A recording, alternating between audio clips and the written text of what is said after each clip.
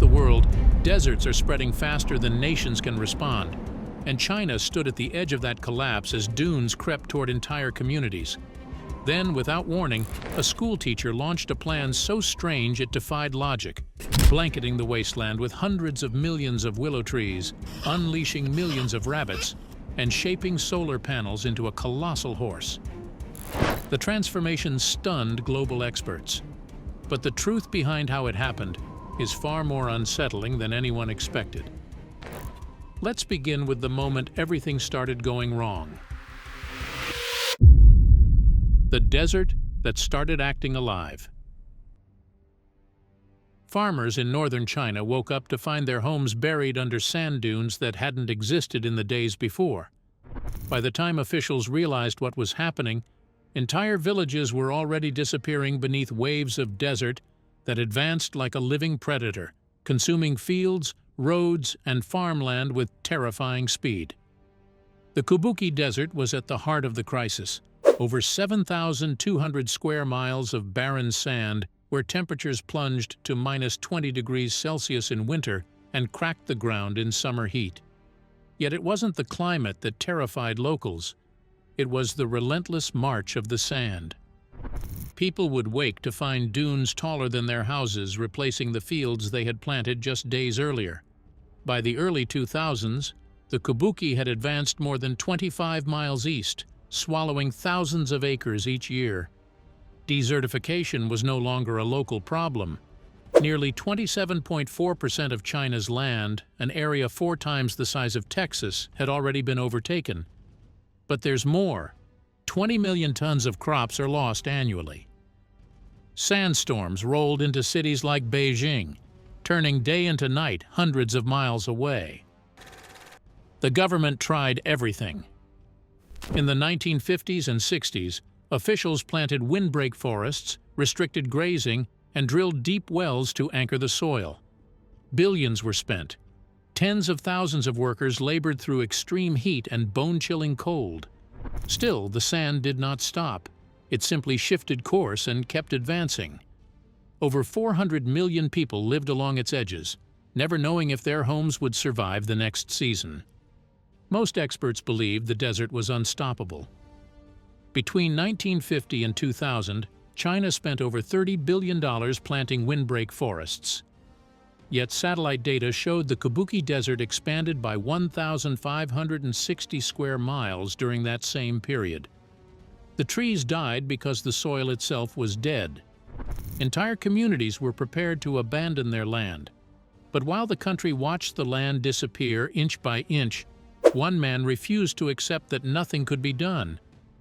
He was not a scientist nor a government worker, and he wasn't even wealthy. He was just a school teacher who lived close enough to the dunes to watch them erase everything familiar.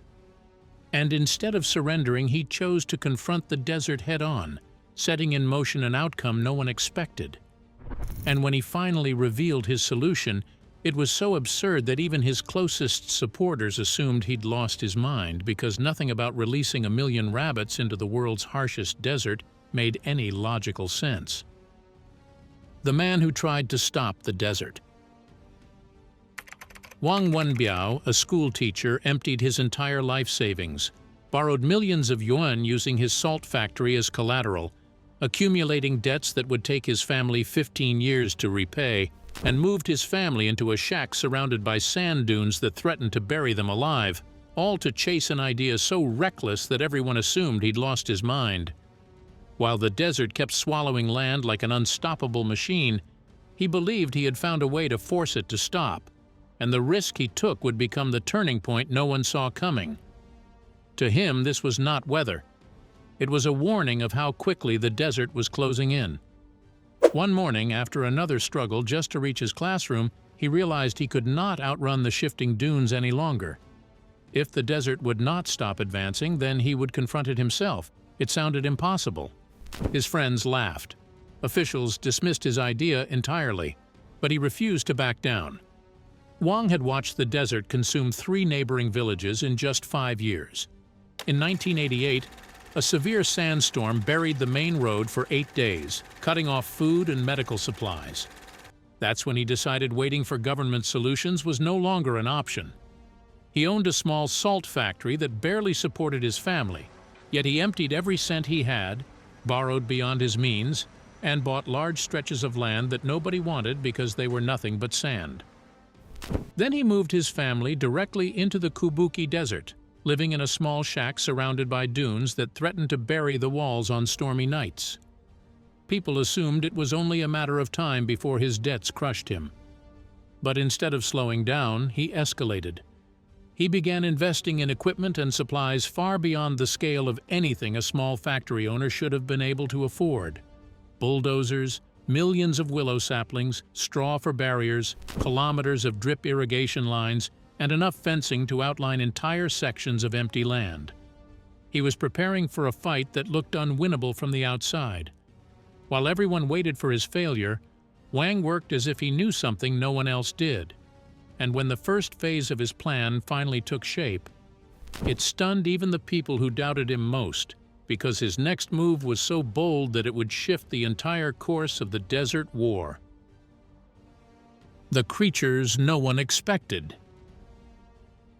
Before the world learned why northern China's dead desert suddenly stopped expanding, investigators traced the turning point back to something that sounded impossible. After stabilizing the dunes, Wang introduced the rabbits that looked harmless but would become the single most disruptive element in the entire transformation. At first glance, no one understood why these animals mattered, but the impact they created would shock global scientists years later. With the willows holding the sand in place and the ground no longer drifting away with every storm, Wang knew the land needed more than shade to recover. It needed something that could survive harsh weather, multiply fast, and generate the one ingredient the Kubuki Desert lacked more than anything else: soil that could support life. Wang needed animals that could produce nitrogen-rich waste, survive -20 degrees Celsius winters, wouldn't overgraze young willows, and could be contained in simple hutches. Sheep produced more manure but would destroy the windbreaks. Goats were too destructive. Chickens couldn't survive the cold. Only Rex rabbits met every requirement. These were not wild rabbits scavenging for scraps, but a carefully selected breed known for soft, high-value fur that sold for premium prices. They required little water, tolerated freezing nights and extreme daytime heat, and reproduced at a rate far beyond ordinary rabbits.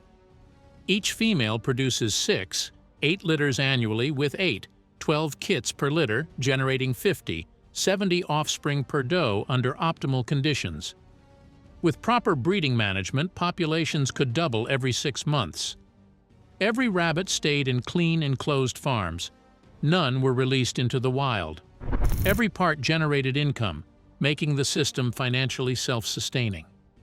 Every part of the operation generated income, which made the entire system financially self-sustaining. But the real breakthrough came from something most people never considered: waste. The desert's sand contained no nutrients, no nitrogen, no phosphorus, no potassium, nothing plants needed. Rex rabbits produced small, concentrated pellets that acted like ready-made fertilizer. Because the rabbits could not fully break down seeds, each pellet held both nutrients and unprocessed plant seeds, turning every dropping into a compact starter kit for new vegetation. When the pellets dropped onto sand and mixed with the next rainfall, grasses and shrubs emerged with their own natural nutrient supply attached. Over a few years, areas treated this way produced several tons of dark, fertile soil per acre. Regions once written off as dead began showing signs of recovery that experts had considered impossible. Wang had not simply introduced rabbits, he had activated a biological engine that rebuilt the land from the ground up. And once this cycle began repeating, the desert's advance slowed, then stopped, setting the stage for an even stranger outcome no one had predicted. The loop no one thought could exist. By 2005, satellite analysis detected organic matter increases of 1.2% across 340 square miles in just 18 months. For comparison, natural desert soil formation takes 1,000 years to achieve the same increase. Scientists couldn't explain what was accelerating the process. When investigators traced the transformation to its source, they discovered a biological loop so precise it looked engineered, except nobody had designed it that way. The willows had grown tall enough to block sunlight and reduce surface heat, stabilizing the ground beneath. Their young shoots provided a reliable food source for the rabbits, which thrived in conditions that killed most other animals. As the rabbits ate, their nutrient-rich pellets fell onto the sand, carrying the nitrogen, phosphorus, and potassium the desert desperately lacked, plus undigested seeds ready to sprout. Rabbit digestive systems operate at 101 to 103 degrees Fahrenheit, hot enough to kill pathogens, but cool enough to preserve hard seed coats. Seeds from hardy desert plants pass through intact, pre-soaked and coated in nitrogen fertilizer, creating natural germination packets. When rainfall or irrigation hit the pellets, the top layer of sand began turning dark and fertile. Over a single year, each acre produced roughly 5 tons of new humus. The richer soil made the willows grow faster, producing more shoots, casting deeper shade, and holding moisture better. Each improvement in one part of the system amplified the others. Healthier trees fed more rabbits enriched the soil, and better soil fed the trees even faster. To anchor the dunes long enough for the cycle to take hold, workers laid straw checkerboards and installed drip irrigation to support saplings until their roots reached groundwater. Combined with over 200 million willow trees planted as windbreaks, wind speeds dropped drastically, giving the land space to recover. Within 3 to 5 years, hundreds of square miles had transformed from dead sand into functioning soil. Decades later, millions of acres held thriving willow forests, farms, biogas systems fueled by rabbit waste, and greenhouses producing crops where nothing had survived before. The same desert that once buried entire villages now blocks massive amounts of dust from reaching major cities. And when Wang looked at miles of stabilized land sitting under relentless sunlight, he saw something no one had considered yet: potential far beyond trees and rabbits. The machine that changed the desert again. By 2015, rabbit fur sales generated consistent revenue, but expanding restoration to millions of additional acres required infrastructure investment beyond what livestock alone could finance. Wang recognized the stabilized desert had one abundant, unexploited resource: year-round sunlight averaging 3,200 hours annually. Just when everyone thought Wang's desert revival had reached its limit, something massive appeared that made no sense. A geometric pattern so large it could be seen from space, built from 196,000 solar panels arranged into the shape of a galloping horse. The horse design wasn't decorative. It's Inner Mongolia's cultural symbol, making the installation instantly recognizable in satellite imagery. This attracted international media coverage and tourism that standard rectangular arrays never generate, turning infrastructure into marketing. This wasn't just a record-breaking energy installation. It was a new layer of ecological engineering nobody had anticipated. With the willows growing, soil recovering, and rabbits fueling self-sustaining cycles, Wang recognized the desert had one resource in abundance: sunlight. Rather than a standard solar farm, he designed a structure that generated 1.5 billion kilowatt-hours of electricity annually, enough to power approximately 400,000 Chinese households, averaging 3,000–4,000 kW annually, compared to 10,000 plus in the US, while saving 760,000 tons of coal and cutting 1.85 million tons of carbon dioxide from the atmosphere every year. At China's solar feed-in tariff rates, this generates approximately $150, $200 million annually in revenue, funding expansion across thousands of additional acres. Revenue from energy sales reinforced every other part of the restoration effort. But the real breakthrough happened beneath the panels. Mounted 8 feet off the ground, they cast continuous shade, dropping surface temperatures, slowing evaporation, and reducing wind speeds by up to 50%. The cooler, calmer microclimate allowed grasses to sprout in areas that had been sterile for decades. Soil recovered faster, and the cycle of life, trees, rabbits, and fertilizer expanded under the protective canopy. Farmers introduced grazing animals, sheep, geese, and the same rabbits that had fueled earlier soil restoration. The animals ate the grass, fertilized the ground, and reinforced the loop. In just 4 years, 2,600 acres around the solar horse transformed from barren gold to living green. The site quickly drew attention. Dead land had become a functional power plant, a grazing field, and a tourism attraction simultaneously. Visitors marveled at the enormous solar horse and the thriving ecosystem beneath it, witnessing a desert revival unlike anything seen before. But even with all this momentum building and infrastructure expanding across the desert, the next phase of Kabuki's transformation didn't come from Wang's planning or engineering. It came from something the team hadn't predicted, and it would prove that the biological systems they'd activated were far more powerful than anyone understood, setting the stage for an economic explosion that would change thousands of lives within a single decade. Economic boom for locals. Within 5 years of the first rabbits breeding, families who'd been surviving on less than $1 a day were suddenly earning 5-figure incomes from an industry that didn't exist before Wang arrived. The wealth was flowing so fast that migrant workers started abandoning city jobs to raise rabbits in the middle of a desert most people still considered worthless. Dalad Banner became the center of it. Wang's company, Elion Resources Group, established training centers where experienced farmers taught rabbit husbandry. The company provided initial breeding stock on credit, deducting costs from future pelt sales. This eliminated the capital barrier for families with zero savings.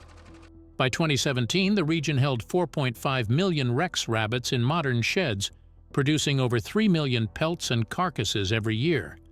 That alone brought in around $76 million directly to local families.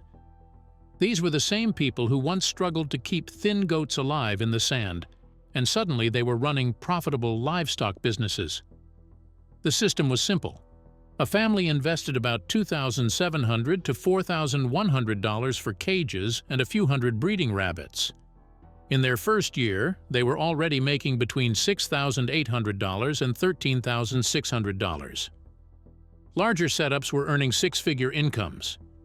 More than 10,000 households moved from deep poverty to stable middle-class living in just a few years. As the money flowed, the landscape changed again. In 2013, the government and Wang's company invested over $400 million into new villages, roads, clinics, schools, and housing blocks, right on land that had once been useless. That construction created new jobs, but the rabbit economy created even more. People were working in rabbit farms, biogas facilities powered by rabbit waste, solar panel cleaning teams, and tourism centers built around the massive horse-shaped power plant. It didn't stop there. Migrant workers began moving into the desert because wages were higher there than in many cities. Elderly herders who had never been to school were buying new pickup trucks. Parents were sending their children to university on a rabbit's income. The shift was so dramatic that locals joked the desert had finally stopped fighting them. But while the celebration was growing and tourists were lining up to take selfies with baby rabbits, a different tone started spreading among scientists and environmental groups. Something about this economic explosion didn't sit right. The success felt too perfect, too fast, and too dependent on one species. Then a handful of scientists were asking questions nobody wanted to hear, because if this same animal had destroyed an entire continent, what made China so sure they had it under control? Nature's stunning comeback. Something strange started happening in Kabuki right when everyone thought the rabbit project had reached its peak. It wasn't another machine, another solar trick, or another human plan. It was something no one ordered, designed, or predicted. And it began showing up in the most unexpected ways. Rangers started filing reports that made no sense. Animal tracks from species that had been extinct in the region for decades. Plant varieties nobody had planted suddenly appearing in formations across the sand. And groundwater measurements that violated everything scientists thought they knew about how deserts die, because Kabuki's water table was rising, not falling, and nobody could explain why. The sightings started piling up fast. Wild deer, thought to be gone for good, were suddenly moving in herds through restored sections. Desert foxes were reappearing around vegetation as if the previous 30 years had never happened. Even migratory birds that used to avoid kabuki entirely were now landing in huge numbers during seasonal migrations. According to China's Ministry of Ecology, populations of key species had quietly multiplied 4 times since the 1990s, all without direct human intervention. That was only the beginning. Botanists started finding native plants nobody had planted. Feathergrass, hardy poplars, and dozens of small desert herbs pushed up through the sand between the young trees. Places that old satellite photos showed as empty gold were now forming early-stage forests. The desert wasn't just stabilizing, it was rewiring itself into a functioning ecosystem. Then came the discovery everyone thought was impossible. The groundwater had returned. Measurements showed the water table rising by 5 to 6.5 feet across multiple regions over 20 years. Wells that once required deep drilling now reach water halfway down. For a desert that had been drying out for generations, this changed everything. With rising groundwater, plants could survive without constant human support, and wildlife followed naturally. Inner Mongolia's forests expanded to 59 million acres, the largest forest area in the country. Grasslands climbed back to 45% coverage, the highest level since 1990. Even Beijing's sandstorms, once a seasonal nightmare, dropped sharply because the new vegetation was trapping dust before it ever left the desert. Over 100 native plant species returned, creating scenes few would believe possible. Golden sand mixed with green grass and small patches of forest, sparkling in the sunlight. The soil here was no longer blown away by wind. Instead, it was loose and had the earthy smell of life returning after decades of absence. For the first time in living memory, kabuki wasn't spreading outward anymore.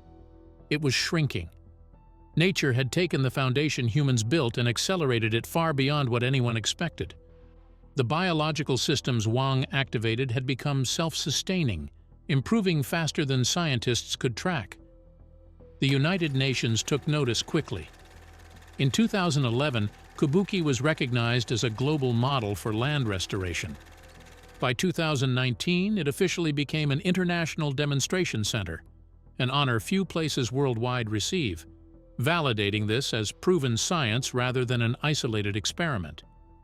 But before anyone could celebrate the rabbit miracle as humanity's solution to desertification, scientists discovered a terrifying pattern in the historical data, and it raised questions that threatened everything.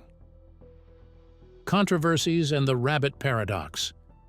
Before anyone could celebrate the rabbit miracle, scientists discovered a terrifying pattern in the historical data.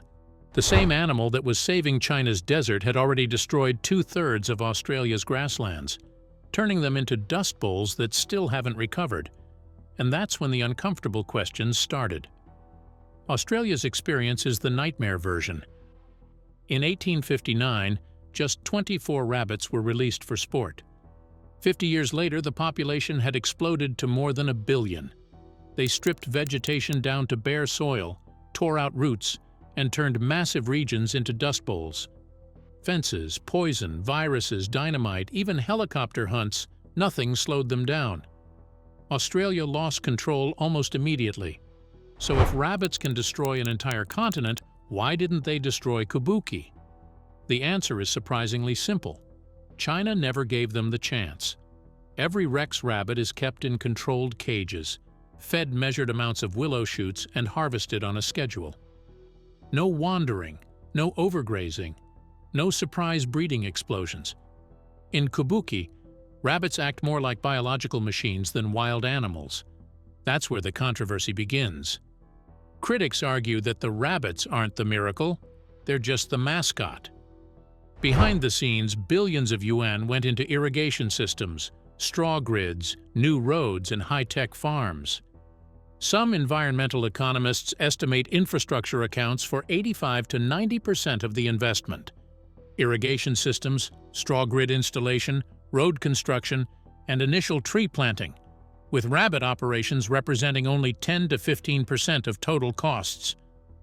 They point to other deserts showing recovery using only trees and irrigation, suggesting rabbits are optional. Wang's team counters that previous efforts spent billions on infrastructure before 2000 and failed because dead soil couldn't sustain vegetation. The rabbits provided the biological activation infrastructure alone cannot deliver. According to these experts, the real transformation came from engineering and money, not rabbit droppings. But another concern runs deeper. Rabbit manure is a powerful fertilizer, but too much can overload the soil. Some test areas are already showing nitrogen spikes, pH changes, and even algae blooms in water-collecting runoff.